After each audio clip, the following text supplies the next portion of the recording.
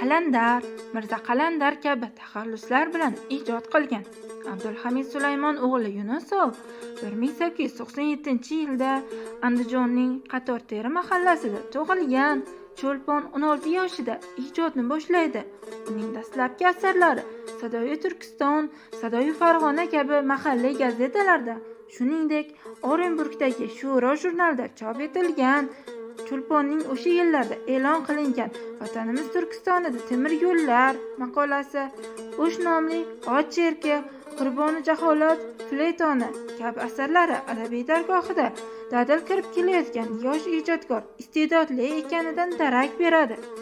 1991-yilda ilk marotaba Cho'lponning Yana oldim sozimni nomli asarlar to'plami chop etiladi. Bu to'plamga adibning Kecha va kunduz romani kiritilgan. Kecha va kunduz romani o'tgan kunlar asari darajasida deb baho berilgan. Asarning kecha qismi 1933-1934-yillarda Moskvada yozilgan. Asardagi voqelik ilk bahorda boshlanib, qish chillasida tugaydi.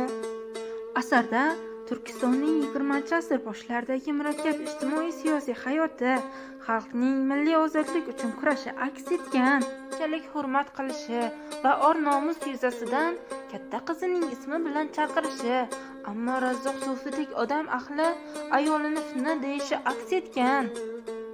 Aytishlaricha, hamroyina Razzoq Sufining yoshligida qana bir kul chizmada xafasin deganda kulmagan ekan va shundan buyon u doim norozi ekan.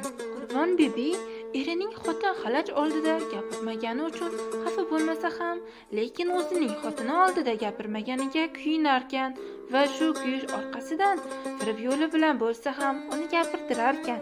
Parali mingboshi belida kumush karmoni, yonida kumush sopli qilichi bo'lmasa hech kim uni amaldor demaydi. Ulardan bir kuni Zebi va Saltanatning qafasi darchasi ochildi va Saltanatning Enaxon degan qarindoshinikiga mehmonga borishdi. Va mingboshining kichik xotini Sultonxon uni o'z uyiga taklif qildi. O'zi sizni chaqirtirmoqchi bo'lib turgandim. Ay kelinposhsha, nima ishlar qilib yuribsiz? Ha, kecha shahardan mehmonlarni chaqirtirgandim. Zebi Niso ismli bir qo'shiqchi qiz bor ekan. Biram ovozi shirin. Shularni mehmonga chaqirtirgandim. Men ham shu haqida gaplashgan keldim-da.